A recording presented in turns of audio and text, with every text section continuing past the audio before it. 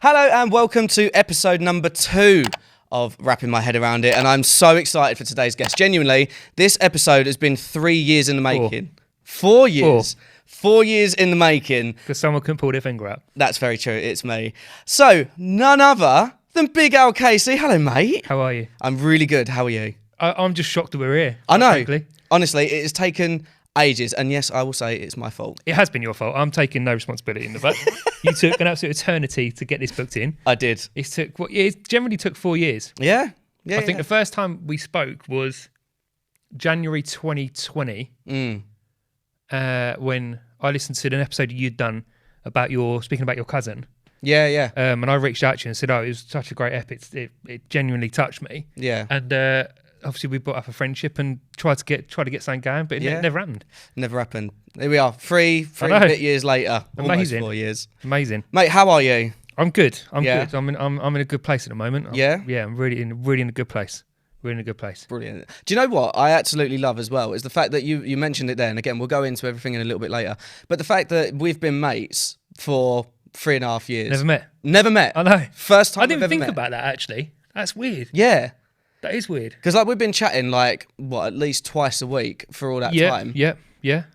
Yeah, crazy. It's mental. And also, it's key to point out that when I first launched my podcast, you helped me massively in getting it going. Yeah. Because I didn't have a Scooby of how to register an RSS feed or edit it or anything like that. Yeah. And you guided me through. So yeah, it's mad to think that we've only met today. I know. Crazy. I'm buzzing. But we're here. Let's get on with it. Let's do this. Right, okay, so tell us a bit about you then now. Tell us a bit about who you are, where you started, because obviously you've been creating content for years. Yeah. So tell us about you and where you started, because we're quite similar. I mean, you started off as a plumber, right? Yeah, so I left school when I was 16, and essentially what I wanted to do was go to acting school. I wanted to go to drama school in America, where my dad lives. But being from a family that's all in the trade, and they're quite a tradey family, my nan really wanted me to get a trade job. Yeah. So she pushed me into plumbing with my cousin, and I kind of just went with that because it was, you're taking advice off your elders, and you thought, it's got to be done. They know what they're doing. And I did that for a good while. I mean, I was a plumber for years, and still keep my hand in now. Never lose it. Yeah. But I knew from then that it wasn't what I wanted to do. I wanted to create things. I've got such a creative mindset. It wasn't for me to be working in people's houses and knocking out boilers. I wanted to do something. I wanted to entertain. I wanted to be on stage. So I did a bit of stand-up comedy for a little while. I did a bit of extra work, a bit of acting. But really, I didn't really push myself out of my comfort zone and do anything sort of more mainstream until I probably was about 30. Okay. I did a bit of boxing for a while, and it was after that when I got an injury that I thought I've gone down every avenue of trying to find what I want to do. Yeah. And I found that creating content with friends or whether it be doing the podcast, which we'll get into, that it naturally felt right. Yeah. It took me a long time to get there. Yeah. But yeah, it's been 15, 20 years of slugging it out. Yeah. Well, I must admit, I started off when I was in college. I started off as a plumber. Yeah. And way back when, I trained, I got my, NVQ3. Something like that. Gas and domestic heating and all that stuff. I could have had a really different life. But when I qualified was when the recession hit. Right. And it was I went to other companies, loads of different companies, national companies, smaller companies. They were like, nah, we haven't got anywhere for you, mate. I was like, oh. But I just got this qualification up. Nah. So you, I was like, okay, fine. And at the beginning of college for me, I wanted to stick with my music because I've been a musician for years. Yeah, sure. And I wanted to do A-levels and think about the uni and all that lot. And I was just like, oh. But that was the same with me because I DJ'd as well on the weekends, and it was something that was my outlet from plumbing. Yeah. It was I knew I could escape the job that I dread. And although I got so many good opportunities through plumbing and was able to, get money to live, I'm really grateful for that. But the DJing was a really good outlet for me, and I really threw myself into that. And when I was 18, 19, I got flown out to China. Yeah. I was DJing out there. And that's mad. It was crazy. It was crazy. and then I lived in Egypt for about 8 months. But I'd always go back to plumbing. I'd always kind of get that thing installed into me of like, you've got to go and have a normal job. Right, yeah. And I think that's where, in some essence, social media has done good for me in mindset, because it showed that you could have other avenues. You could do other things. You don't have to stick to the norm. Like, I don't believe in this concept that I work all week to have 48 hours at the weekend for free time. Right, yeah. I mean, that's ridiculous. Yeah. Like, if you really think about it. So I always knew that I wanted to do something different and just push myself out there. Yeah. So I'm quite grateful in the sense that I picked up on that from a young age. Yeah. Especially with the DJing. Yeah. Because I think that's the thing, like when we were growing up, you know, we're similar ages, Yeah. you know, you have that conformity. And my dad used to work an office job. My mum used to work in shops and care homes and stuff like that. And that was the thing. structure. Like, and you know, you kind of think that's what I need to do. That's where a lot of the people in my town, my friendship groups, like their parents, that's what they were doing. Yeah. So to do something creative, I mean, as I said, you had the music outlet, I had the music outlet. Yeah. And it's just so like free, isn't it? Well, music's such a huge part of people's lives, and you don't really realise how big it is until you have some of your darkest moments as well. Like, Yeah. I mean, I'm one of these people that if I feel sad or I feel a certain emotion, I turn to music. Like, Yeah. Whether it be to pick me up or to have that emotional dump and put me out. Yeah. You know, I always say to people, and we've said to people on our podcast, especially young people, that if you're feeling a certain way, I encourage you and I implore you to go and listen to a sad song, get it out of your system, get that emotional dump.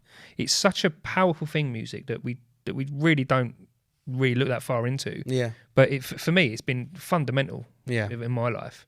And I know when we spoke in the past, it's been for you as well. Oh, absolutely. I mean, there was, over the weekend, I was at a family do, and we played a playlist of when one of my family members was born, and there was a certain song that was on that I was like, you know, we need to skip that, like right now. The first because bit, it's a trigger. Yeah, absolute trigger. And I've said this a few times, but that first little bit of that song, and I'm like, nope, that's got to go straight away. What song is it? Oh, I'm never going to divulge that. Oh, that. Really? Okay, never going to divulge that.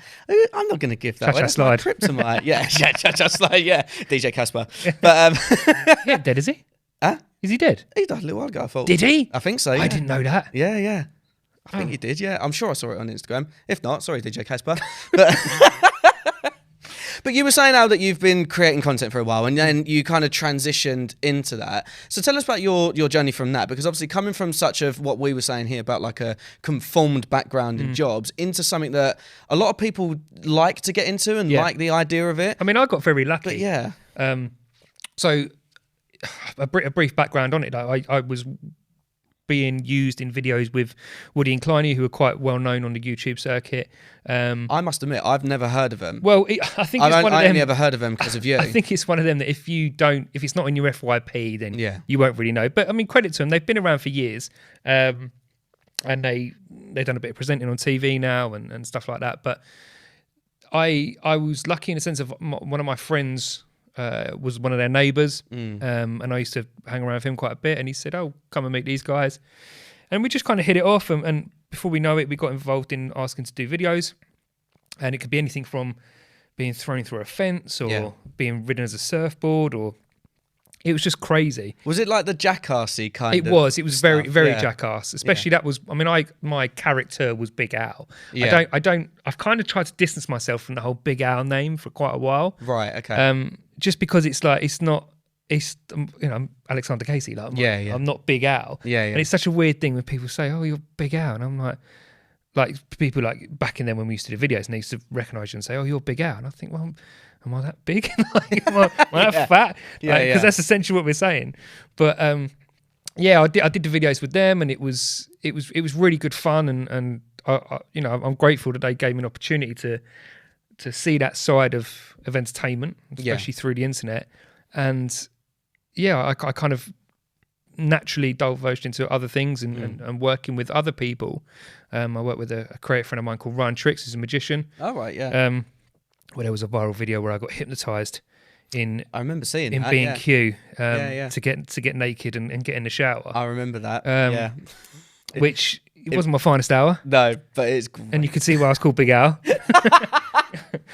But it's been good. I've really enjoyed seeing that side of entertainment, and it gave me a good opportunity to push into that. And I've been really grateful in the sense of they've allowed me to meet people that I never would have come across in a million years. Yeah. And we did quite a good few videos. There's one particular video which we did, which was a mental health video. Yeah, which is how, when I saw it, how we kind of reached out to each other.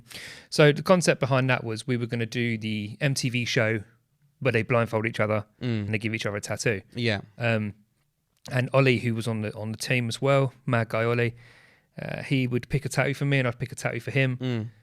We'd blindfold each other and tattooists would tattoo each other. Yeah. So he's a avid West Ham fan. Right, okay. And he's got, for some reason, a phobia of mushrooms. Like, who am I to judge? That's his phobia, that's his phobia. Yeah, yeah. So I tattooed on his thigh, top of his thigh, so every time he has a sit-down wee, he would see... Such a treat. He would see a plate of mushrooms and a Millwall FC tattoo. Oh, no. So I mean, because that was my eyes, that was what we were there to do. We were there to stitch each other up. Yeah. And it's fair to say that it got a very good reaction. Like he was very upset. He was angry. If anything, I bet he was fucking fuming. He was pissed. And then it came to my reveal, and it was around January time that we filmed the video. But a month prior, over Christmas, at the Christmas do that we had at Winter Wonderland, I'd lent on Ollie and Ollie's wife that I wasn't feeling too great about my mental health, and I was going through quite a bit of shit in my own head. And I said to him, like, that night, I just don't feel myself. I don't feel right. And I remember having a bit of a cry in the middle of Winter Wonderland, and his wife Faye took me to one side and said, like, you know, whatever it is, just let it out. And we talked for a little bit. So he'd remembered that, and then when it came to my reveal, he'd basically it's a tattoo. It's on my Instagram. People can see it. It's a head exploding with loads of emotions, and it says, "The pack is stronger together." Yeah. So, you know, basically talk. Don't suffer in silence. Yeah.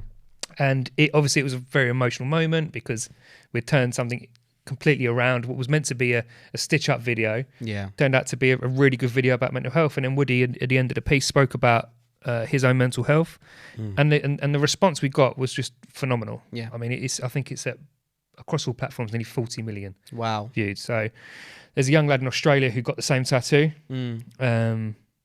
There's another guy in Germany that got the same tattoo, and he asked me to meet him at St Pancras and sign the bottom of it. No way. And he went and got it tattooed in Camden. Yeah, so it did really well, and it had such a big impact on so many people. And although I don't do anything with Woody and Klein anymore, and I don't speak to them that much, I am really grateful for that video. Yeah. And for them using me and Ollie. Yeah. To do something really, really nice. Yeah. And do you know what as well? It's the thing for me, and I always say about, you know, advocating for mental health and going through that.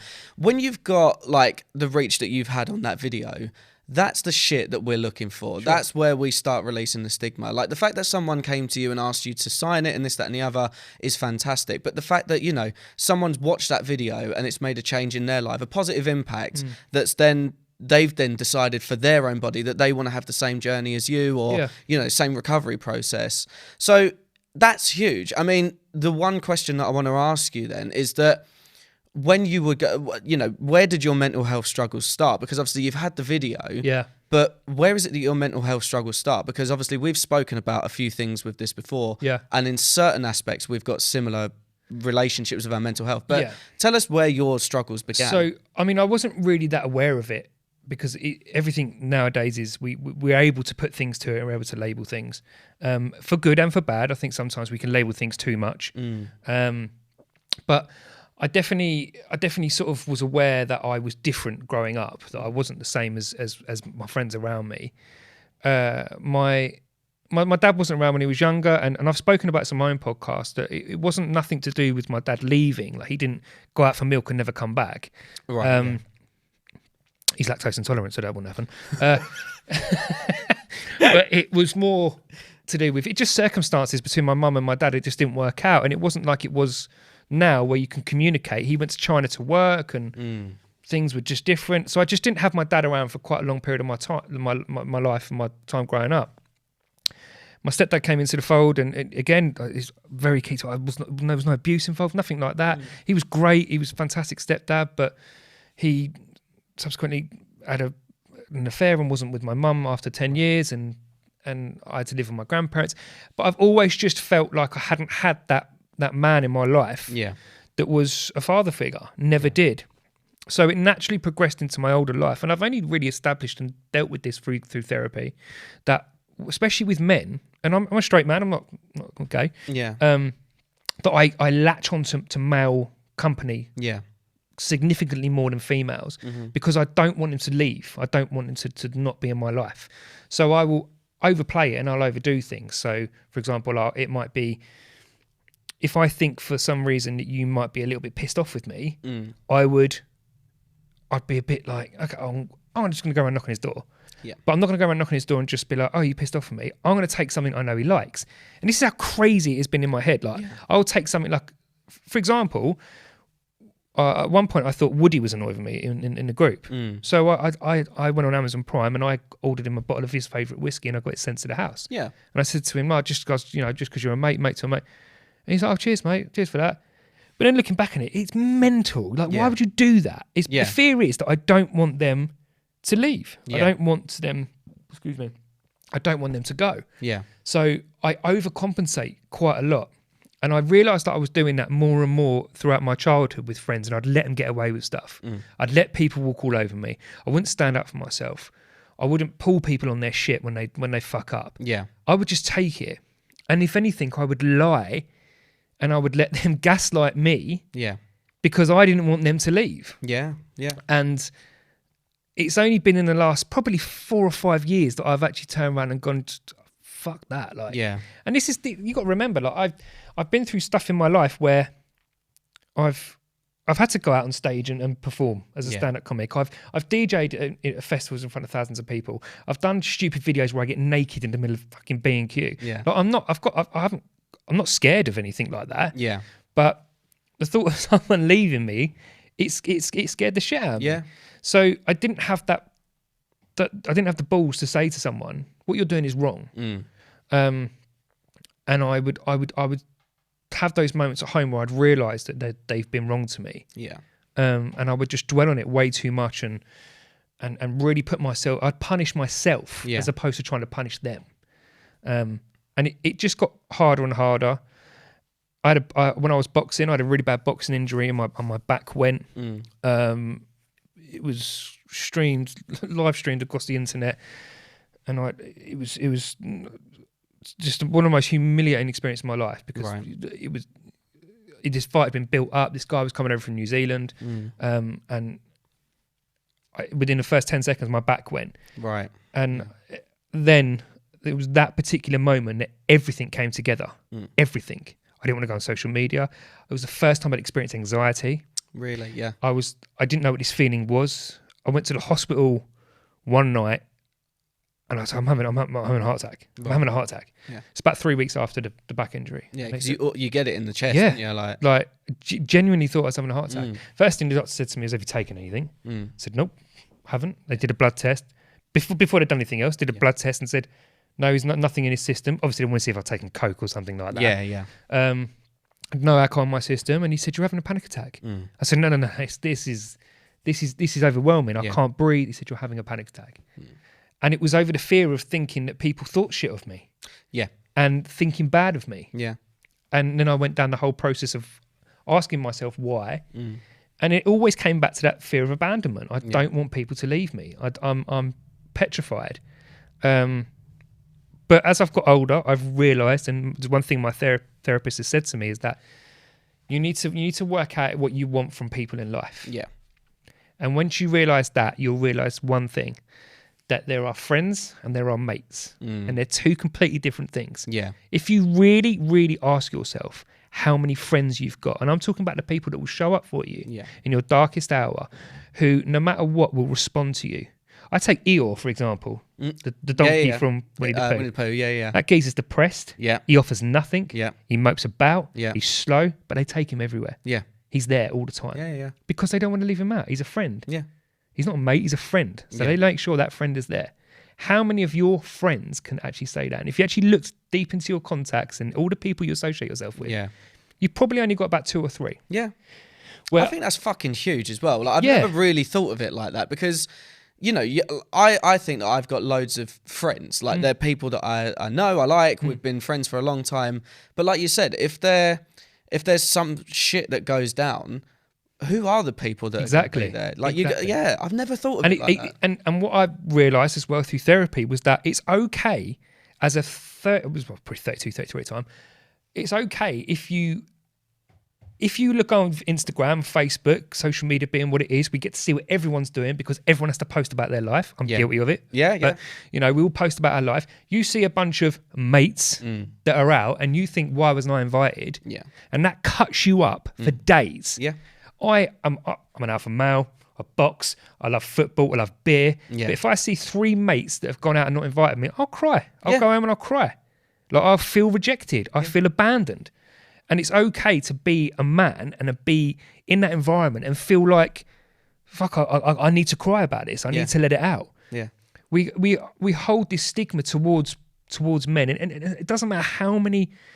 Again, I'm not using an example of this, but how many podcasts we have, how many TV campaigns, how many UFC stars come out and talk about it, or social media, whatever. We've still got this huge stigma around mental health with men that they can't show emotion. Yeah. They can't cry. They can't cry about something like that. Yeah.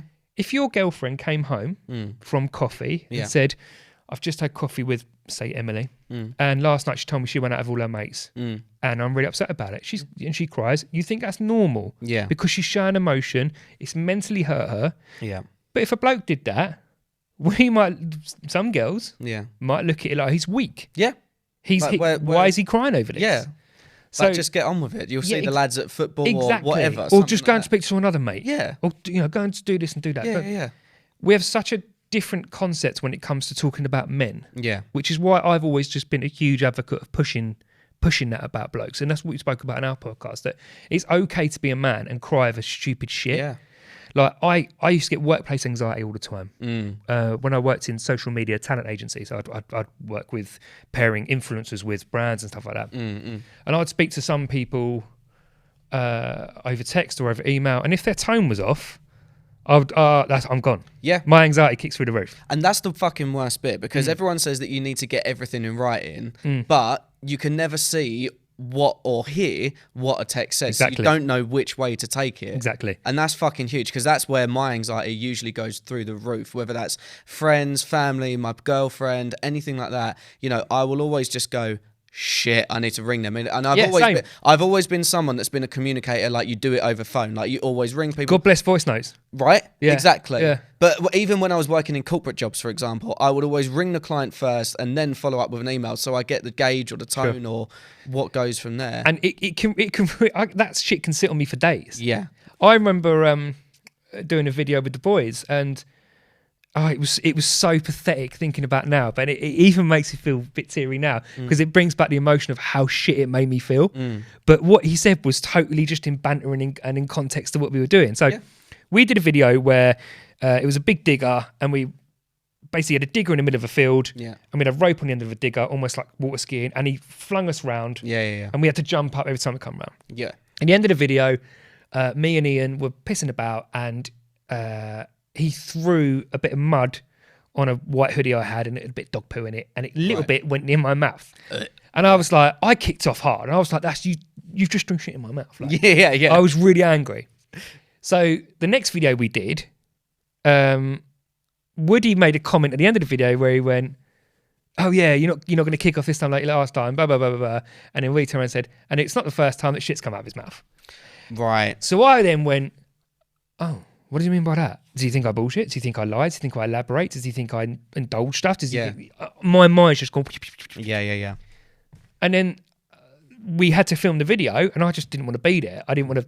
I think we were filming a thing where we were on like a slip and slide. He throws an iPhone up in the air and we had to catch it. Right, yeah. Whoever caught it won the iPhone. And I just couldn't perform. You know, I couldn't find get into that character that I have to play for them. I just couldn't do it because of what he said. Now, I was angry at him for it. Yeah. He said nothing wrong. He's really said nothing wrong. He's read a situation where we're all having an alpha off. So all the lads having a laugh, and I've took it completely the wrong way. Yeah. And I sat on it for so long, and I think I pulled him on it a couple of weeks later, and he went, "Mate, what are you going on about?" Yeah. Like, we were just having a laugh. Of course I don't think that. And it then comes down to that thing where I realised, especially when I was talking to my therapist, that I don't do well in a lad off. Yeah. Like I don't do well in those lad environments where people will see me on social media and see me with my best mate Rick, who I create content with, Scully Dad. Shout out Scully Dad. Shout out Scully Dad. And love Scully Dad. We just have such a laugh. We meet such great people. And people think that, when we see him because we do a lot of stuff in Camden, like come up to you in a pub in Camden and have a chat, that you can handle the bat, and I can't. I'll be the first to admit I'm quite thin-skinned, but that's because of all the shit I've got up here. Yeah. Now that's my personality, that's my makeup. I've learned to accept that. That's who I am, and that's who I'll continue to be. I can work on it, and I can try and change the way I am, but it's okay to be that way. Yeah. Like it's okay to be that guy. Yeah. You can't change who you are. You can't change the way that you think about stuff. No. You can try and make it better and easier for yourself, but the core of it is you react to certain ways based on things that have happened in your life. Well, this is the thing. Like for me, like I've been quite fortunate with my parents that they've stayed together and we've been a family unit. But in terms of abandonment issues for me, like, I think friends are a huge one. Friends and mates, like using that as a thing. That's a huge thing. And I've had instances like that, for example, where people have been out or, I haven't been invited to the party or something like that. It fucking hurts, man. And then there's certain aspects where, there's certain times that I've said, oh, I don't want to go out or I'm not feeling too well. And then you miss out and you get the FOMO, but then you try and arrange something with someone after that. And it's like, oh, well, you're going to fuck up this time as well. Oh, or you're not going to, do we even bother inviting Dan, or do we? And it's probably said in jest and humour. Yeah, but in your head, you take and you're like, fuck, they hate me, they don't want to be around me, they're not my friends. It's I need exhausting, to do this, mate. Honestly, I've had that genuinely since I was a kid, and I still do it now. No, I'm like, fine, I still have people in my life now that will sit there and actively do things that are better for their interests rather than thinking about us as a collective or as a friendship group or even in a work business sense. We'll do things like that and we'll think about the business or think about the work or think about their own aligned issues or own aligned agendas rather than thinking how does that affect everybody else. And for me, I'm just like, how the fuck do you get past that? Like how do you do that? And I know that we'll come on to that later, but yeah, it's horrible, man. And I completely agree with you as well that there's been times, genuinely, when I've been in those situations that I've bawled my eyes out because I'm like, what? Like, and I think the thing is, because you feel like a little kid not being invited to the party. Yeah, and you're like, but that why doesn't ever change. That never leaves you. No, exactly. And I think the thing is as well, when it really got bad for me was when my cousin Dean died. Like I've spoke about this on other podcasts and things like that. But when Dean died, and because we were so close and because we were genuinely inseparable, and then, as you got older and then life starts to change and this, that and the other, you kind of move along a bit. But I think the fact that where Dean died so tragically and, we'd arranged at that point for a meet-up or whatever it may be, and I never got that meet-up because I went off and went travelling and then came back and Dean wasn't there anymore. And I was like, fuck. So for me, I never got that. So any and every relationship, any person that comes into my life now, I'm like, you're either a forever thing or you're a 5-minute thing. Which can be really testing to someone else as well. Yeah. But again, I always say the same. If that's what you are, that's who you are, that's what you are. Yeah. You can't change that. And it is that anxiety. Yeah. That constant, I have anxiety with every situation. I suffer with spotlight syndrome. Like when I go to Tesco, if someone says to me, "Oh, nip to Tesco and get a couple of beers," I'm send someone else because it's going to take me 20 minutes to get ready. Yeah, and it's ridiculous. I'm knocking down Tesco Express, but I genuinely think when I walk in there, someone's going to look at me and go, "What the fuck has he got that on for? Why is he wearing that?" Yeah. I won't wear a football shirt. I love Arsenal. Football's my life. I will not wear an Arsenal shirt to a supermarket or to a pub or anything like that. Yeah. Because I can't take the interaction of someone coming up and giving me shit about it. Yeah, yeah. And now, again, and this is what my friends say to me all the time, it's like, well, you're not someone who would ever back down, but I just don't want it. It's that I'm more afraid of the anxiety than the physical altercation. Yeah. The anxiety for me kills me more. And I've been speaking to a young lad over Instagram who was reached out to us about through the podcast about his anxiety, and he said I tried to explain it to my mum, but I can't. I said, tell her this. This is how I explain it. 2 ways I explain it. You either get one or you get the other. It is literally like every morning it's there. It's a dog outside your bedroom door. Sometimes that dog is a little chihuahua, and you walk out and you see it. It's there, but you just step over it and you get on with your day. Yeah, still going to be there when you go to bed, but it's there. Some days you open that door and it's a fucking pit bull. It's a Rottweiler. And it's barking at you and it's growling at you and it wants you to get back into bed. It's telling you you're nothing, you're not good enough, get back into bed. Yeah. The other way I explain it is if you're on a train and you're sitting there and you might be a little bit rushing about and you're like, oh, it's my stop, and you go to get up and you check your pockets, where's my phone? Yeah. And you look and you see it's on the seat where you're sitting and the doors are going do-do-do-do-do and they're closing. Yeah. That initial burst, that anxiety feeling you get, it's that magnified. It's all the time, 24/7. It's to do with the postman coming to the front door. It's to do with the bin men turning up. It could be the phone ringing, it's a number you don't recognise. It could be your boss ringing. It's every time you get that little twitch on. Yeah. It's like a pilot light going off. Yeah. It's just there all the time. And mine as well. Mine ignites because I can physically feel it. It comes from my stomach up to my head and I get this hot flush and it just goes whoosh. Yeah. And I'm like, fuck, what do I do with this now? How do I get out of this? And then I'm like, okay, well, maybe this could work. And then again, this is where all the cogs go turning 1,000 miles an hour. And you're like, you're going to break if you do this. Like, you're going to break the machine and your brain if you don't fix this. And that's where you have the coping mechanisms and stuff like that come down. I mean, I for a long time I thought alcohol was the answer. I would drink to numb the anxiety, and I'd have to get. I mean, I drink quickly anyway. Yeah. I haven't got a drink problem at all. No. I'm a good drinker. I can take it or leave it. I love a beer. Yeah, same. Working in hospo for over 15 years as well. You enjoy a beer? Love a beer. But the thing is as well, like you said, sometimes it can be... 100%. Yeah. 100%. So what I've realised to do, ironically, I've got indigestion from drinking 2 pints of beer. But what I've learnt to do is, if I'm feeling anxious on a Friday or a Saturday, I'll try and have a non-alcoholic beer. Yeah. Or I'll try and have something weaker, just to see if I'm okay. And if I'm okay, then I'll go and have a beer. Yeah. If not, I'll wait, because anxiety is not worth it. That is the worst. Like, because when I check my phone in the morning, I'm like, fuck. And I don't silly text people. I do. Oh, really? Yeah. Not like not inappropriate stuff. No, yeah. But I'll get overly emotional with people. Yeah, I'm the same. But mine also is when you're in the pub and you've made a new best friend who's a man that's standing next to you at the pub, or the barman over the thing. The amount of times I've had that working behind the bar, and you're just like, everyone's just, either you're saying it to them or they're saying it to you, all of their things. I find the same with my barber as well. My barber, he's my therapist. Shout out to Kieran Webb. But yeah, honestly, I think it's one of them though, isn't it? Like, when you're having a drink and you know that you've got your limits with it, that's where you then know your limits, and that's when you cut it. And that's where some people find it a bit more difficult. Yeah. But it's so nice that, because I've spoke to previous people that haven't had that in check, and it's so good that you've said that you can have that non-alcoholic beer rather than relying. It took me a long time. Look, it was never a lockdown for me. Was really tough with alcohol. Like I remember one time waking up and I FaceTimed a mate, and he said to me, "You're right, what are you doing?" I'm like, just chilling out in the garden. So, it was really sunny, wasn't it? It was like really hot. Yeah. And I said, "Oh, I might have a beer." And he went, "Oh, it's 8:15 in the morning."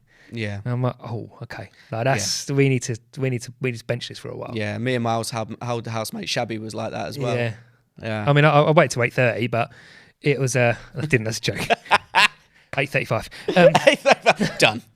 But again, like, this is such a contradiction to what I've just said, but I do have a theory about drink as well. Like, I feel like if it's your weekend off and you haven't got a beer anywhere, you've got no responsibility. Yeah. What's the difference between having a beer at the airport at 8:30 in the morning or having one in your kitchen? Like, what is the difference? There ain't. So if I wake up sometimes and it's a nice hot summer day, don't really happen in the winter, got to be honest, and I sit sunny outside and I think, I don't want to go out tonight, I don't want to go out in the afternoon, I want to have a nice few beers in my garden today because it's really hot. Why have I got to wait till it's socially acceptable on the clock? Yeah. Why can't I crack open a beer at 9:30? Yeah. I'm gonna. Yeah. And I do, and I'm sensible with it. I don't go crazy. Yeah. And I'm probably in bed by 2 in the afternoon. I was going to say, your little power nap. Yeah. Yeah. But again, it's such a weird thing. Alcohol, depression, anxiety. It's, if you throw them all in a bag, it's such a weird sort of area. I think you have to take it individually on yourself, like how you feel about it. Yeah. I know a lot of people that, again, we spoke about it, but abuse alcohol to numb that. But I'm lucky in the sense of, touch wood, that I'm not that guy. Yeah. I've been quite good with that. Yeah. So like going back to what we were saying then about, having the strength to cut people out of your life. Yeah.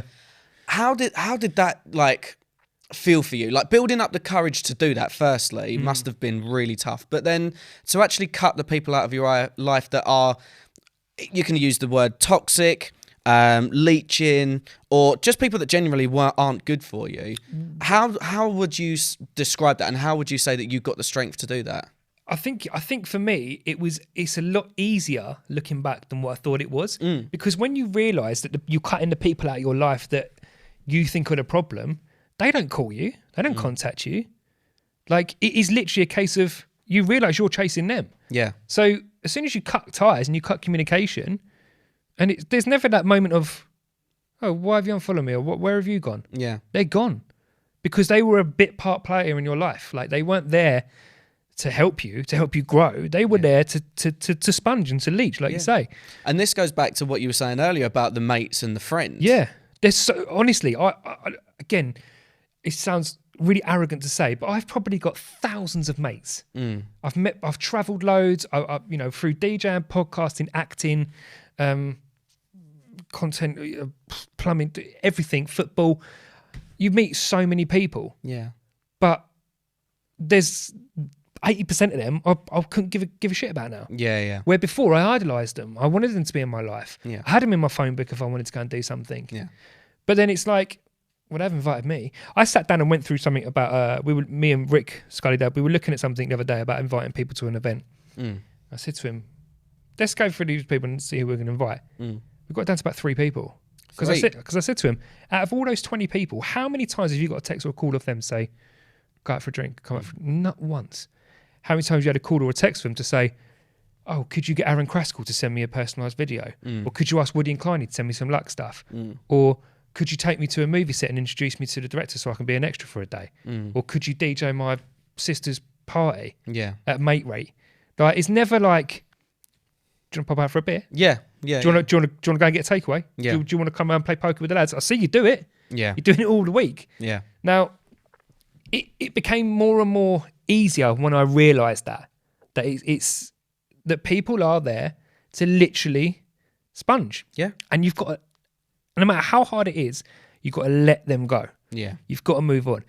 When we look at phrases that people say, like, you only get one life, live it. Yeah. But if you really look at that, you do only get one life. Yeah. Every day, you're a day closer to dying. Yeah. Every day is another day on. How quick has the years gone in the last 3 or 4 years? Mate, it's mental. I saw something about on Discovery Channel, and they were talking about why we look at things differently now since COVID.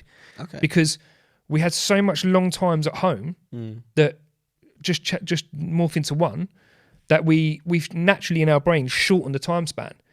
So it literally looks like that was 5 minutes ago. Yeah. I always say, when you look at something like a film, for example, can you remember what you watched it on? Can you remember if you watched it on your phone or if you watched it on a TV screen? You're still watching the same thing, Yeah. but the environment's completely different. Yeah. Change your environment. Yeah, exactly. Like, you don't need to hold on to people that are constantly there just to get what they want off of you. And it is really hard to it's more hard to come to terms with it than what it is to do it. Yeah. Because we can all unfollow, unblock, and all that kind of stuff. But you just have to realise who's there to take advantage of you and who's not. Yeah. But do the mate-friend thing. Write a list. Write a physical list. Yeah. It's going to hurt some people. And if they're meant to be a mate, they'll come. Yeah, they'll reach out. Yeah, They'll reach out. Yeah. 100%. 100%. Mate, I love that. Thank you so much. Mate, you call me mate. I did, mate. That's You my, mated that's me my, off. That's my linger. Friend. Podcast friend. But Al, you mentioned it earlier. Obviously, you have and had a fantastic podcast called Lads, Dads, and a Couple of Beers. Yeah. So tell us about that, because obviously, we were talking about it earlier. Like, it was fantastic to listen to. Thank you. Yeah, it was an idea that me and my friend Dave came up with. And we wanted to get a few of us mates talking, a few lads talking about their mental health over lockdown. And we set up like a Zoom thing one night, and only me and him showed up. So I said, let's record it. Let's record it. We've got such a weird click and weird banter that it just worked, that we went from being really laddie, and we're both dads, to being really emotional and talking about our feelings and talking about how we feel and how this person's done us wrong and how that hurts as a man. And when we really looked at it, we thought, well, this is something here. Let's do an episode. Yeah.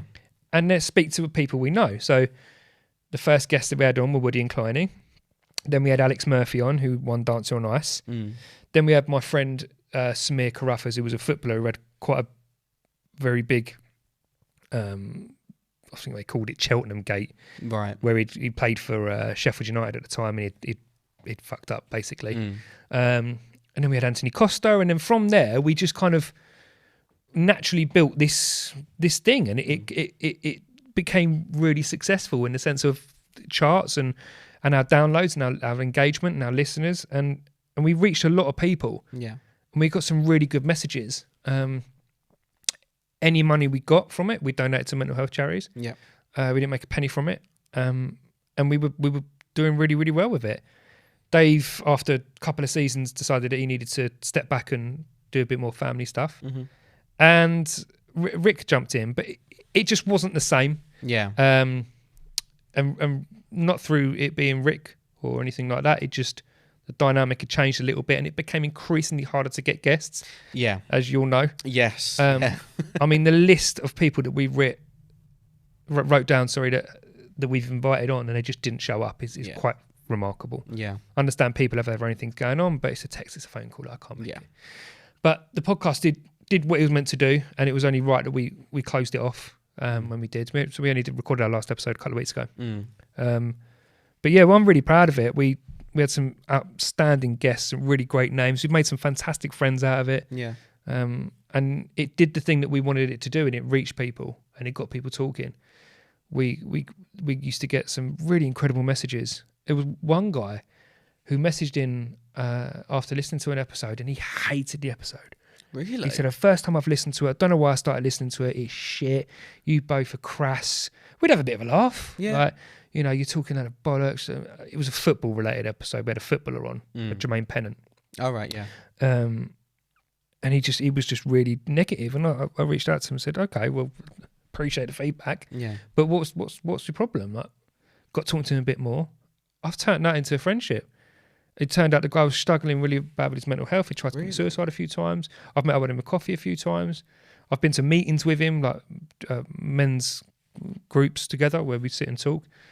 And that's one of my proudest things that we got from it. Like, I managed to turn essentially a troll into not only a friend, but help him through his struggle with mental health. Which is fucking incredible, because it really is. You literally look at people online where people will write these horrible, crass things that's on there, and you wonder whether it's a bot or whether it's there. But what I try to do when I receive negative comments is think, like with this guy, what why? state of mind it is, like what's the why behind it, what's their state of mind. I took. Yeah. It's definitely better to do that than go off on the guy or whatever. Yeah, or because, delete your comment. Like. Yeah, or just because 9 times out of 10 it's going to be someone who probably wants a bit of help. Yeah, who's lonely. Yeah. I mean, you've got to be in a pretty shit place to want to send some. I mean, I used to get some horrific messages. I think I shared a few with you in the past. You know, stuff like, you know, oh, you're such a fat, ugly prick. Like, why are you trying to sponge off Woody and Kleiny getting yourself famous? I had someone message me about a month ago saying, oh, I followed your content for quite a while, but I don't understand why. You're fat, you're ugly, you've got nothing about you. Woody and Kleiny didn't want you. Ryan Tricks didn't want you. You're now doing this with that. I can't keep up. Like, you're an idiot. And really, like, and I was just thought, where'd that come from? Yeah. So I messaged him and just said, well, at least I'm trying. Yeah. Like, we're in this world that we're actually gonna have a go at people for trying. Yeah. Like, it's insane that we want to call people cringe or call people morons or call people idiots because they're trying. Yeah. Like, and I messaged the guy back, and again I got chatting to him, and he was in a really dark place. He said, I was drunk, I'm really sorry, it was jealousy. It was jealousy. He lived up in, funny, your neck of the woods, Harlow. Yeah. Went and met him, had a beer with him. Yeah. Just said, what's going on? Yeah. Speak to him quite a bit now. But I can see where he was coming from, because he was in, no one was listening to him. No one was listening. He had nowhere to go, nowhere to talk to. I said, you've gone about it the wrong way, but we move. Yeah. And he's in a good place now. But it's just incredible. Like, I take him out of the, let's call him Matty, for example. Take him out of the equation. But you do get so many people that live just to be nasty. Yeah. and really have a go at people for trying to do something. I mean, I can imagine that you've probably got people who will follow you and make comments to other people. Oh, look at Dan, look what he's trying to do. Look at him trying to be a presenter. Who does he think he is? Yeah. What, he thinks he's Dermot O'Leary? Look at him. Honestly, you couldn't hit that more. But I get it same on with the me. head. I've had school friends come up to me in the pub and go, why are you doing this? Why? Yeah. Like, because I enjoy it. Exactly. And the thing is as well for me is like the reason that I love doing this and the radio and the TV work and stuff like that is because for me, it's something that's different. Yeah. And every day and you're different. good at it. Oh, thank you. But yeah, I'm literally just like, and I get it from people's points of view that it's different and people might not understand it. And yeah, when I was in school, you know, I'd be that person that said I'd be selling out the O2 and I'd be doing this, that and the other. But I've always had that creative dream of doing things like this and doing, you know, what I'm doing now. And for me, when I was tied into a corporate job, I think that, you know, from the town that I grew up in, that was kind of the thing you did. More. You had your corporate job or you had your trade job, and that was it. Like we had a music venue back in the day that got knocked down, and that deaded off the entire creative hub that was around the area because at that time, grew up in Harlow, that was where people from the surrounding areas came to gig because all of these bands used to come in as well, like, for example, Muse and Coldplay and all that. They'd come and do their sets there. Even comedians like Omid Jalili, I remember seeing him there before. Yeah. And it all just went, and that was it. It was gone. But yeah, I still have it now. Even with my friends, like not even my mates, my friends that will sort of sit there and take the piss. And bro, I get it from like some that. family members. And yeah, same. Like, and other people will literally just be like, oh yeah, well, he's going to do what he's doing. He's giving it a good go, like kind of pat on the back. Yeah, thing. exactly that. But then the other side of it as well is that you get the genuine people that are like, shit, he's actually making moves, like he's doing stuff. Exactly. And I'm guessing that you would have had that before as well. It's totally, and it hurts more when it's family. Yeah. I mean, yeah.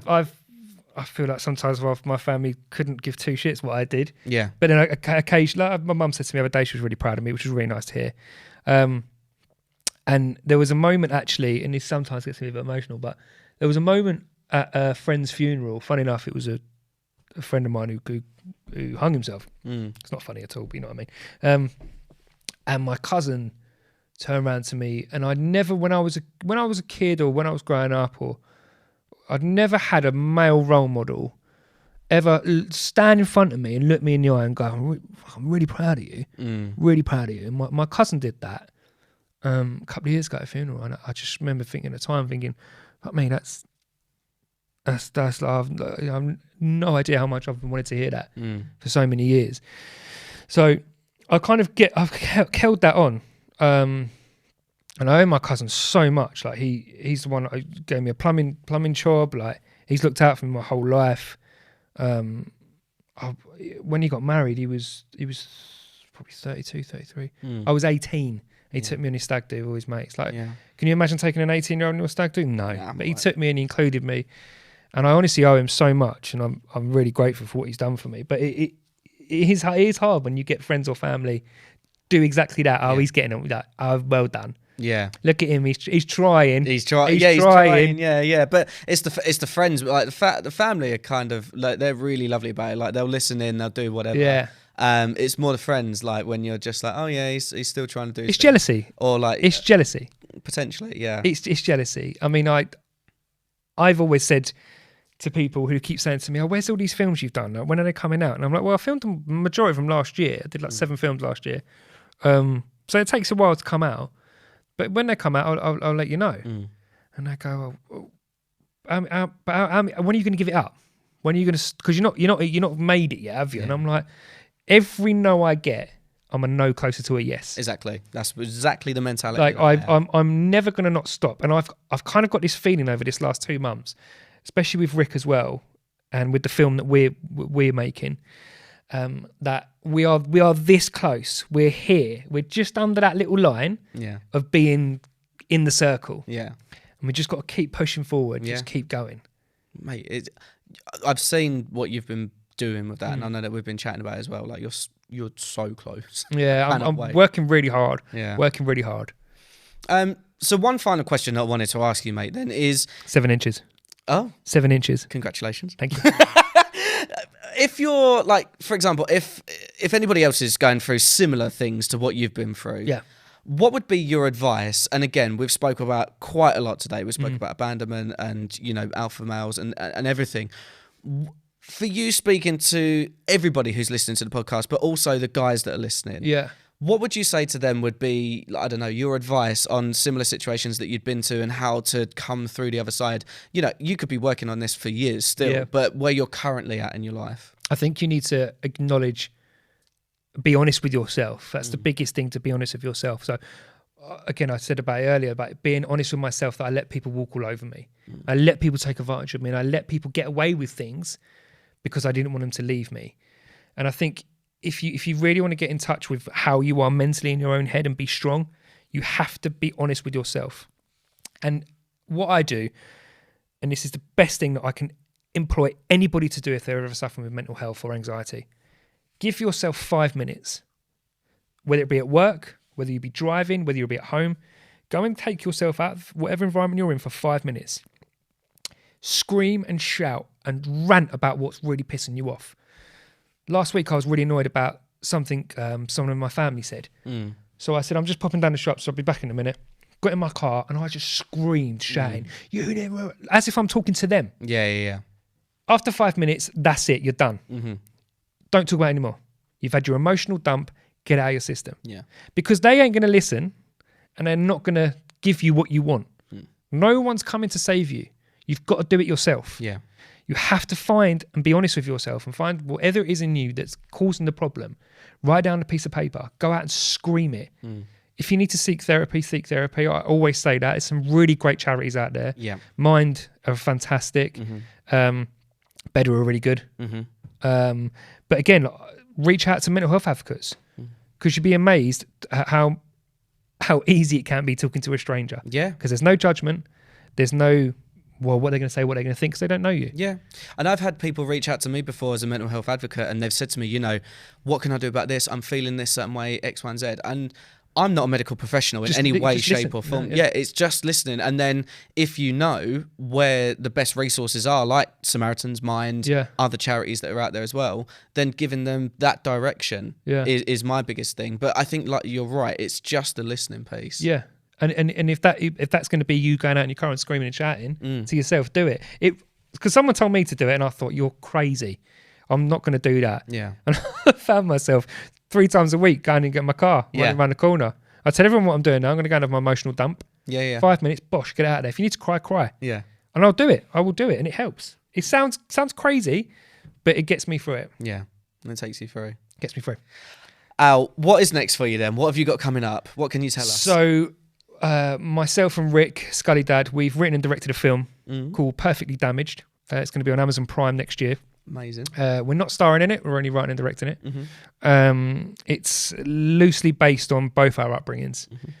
Rick was in foster care when he was younger, so there's a bit of that in there. There's a bit of suicide prevention stuff in there as well. And it follows a story of a character who goes through a bit of a tough time as a child and is ridiculed at work, and the consequences that come of that towards the end of the film. But yeah, that's we start shooting on November the 29th, and hopefully by this time next year it'll be on Amazon Prime. Exciting. Very exciting.